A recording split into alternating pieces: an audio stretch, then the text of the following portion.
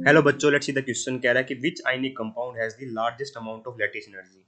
कह रहा है कि इन चारों में से कौन सा ऐसा आयनिक कंपाउंड है जिसके पास largest amount of ionic energy है। देखिए, sorry, largest amount of lattice energy है। तो लैटिस एनर्जी का मतलब क्या हो बेटा? The amount of energy released when 1 mole of crystal lattice is formed.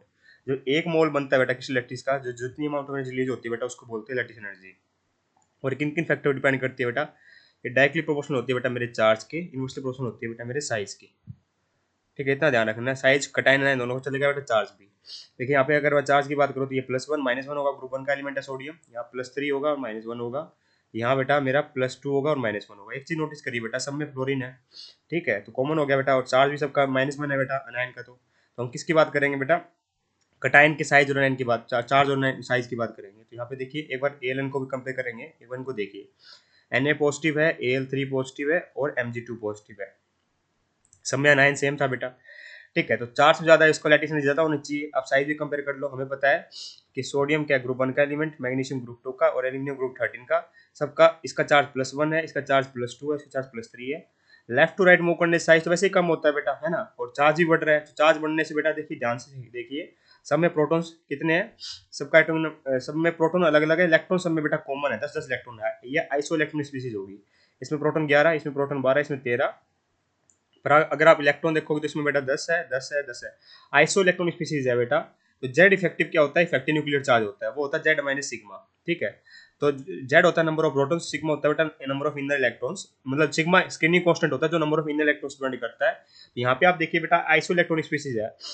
तो इसका फैक्टर तो काम ही नहीं रहा। तो जेड का काम रहा, जेड जितना ज्यादा जेड इफेक्टिव उतना ज्यादा। तो जेड इफेक्टिव क्या है? Effective nuclear charge. वो क्या होता है बेटा?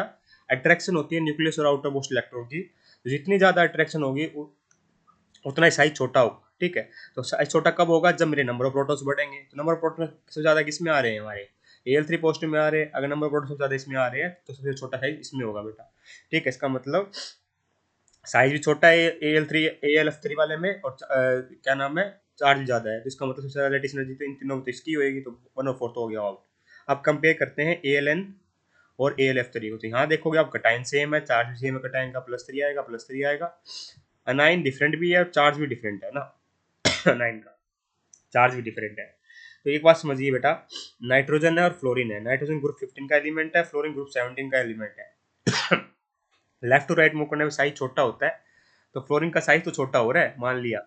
ठीक है, पर चार्ज तो ज्यादा किसका? मेरा नाइट्रोजन का है। तो हमेशा बेटा चार्ज डोमिनेट करने की कोशिश करता है। देखिए चार्ज कितना आ रहा है? -3 आ रहा है। फ्लोरीन का चार्ज कितना? -1 है। तो चार्ज 2 का गैप आ रहा है। अगर चार्ज में 1 का गैप हो तो साइज देख लेते, साइज फैक्टर डोमिनेट करता है। अगर चार्ज का गैप, चार्ज बेटा मेरे 1 से ज्यादा का गैप आ जाए तो चार्ज डोमिनेट करता है, मुझे ध्यान रखना। इसलिए मेरे चार्ज ज्यादा होने के कारण लेटिस एनर्जी बेटा Aln की ज्यादा होगी as compared to Alf3। Hence option number 3 is perfectly correct here. I hope you got the answer. Thank you so much.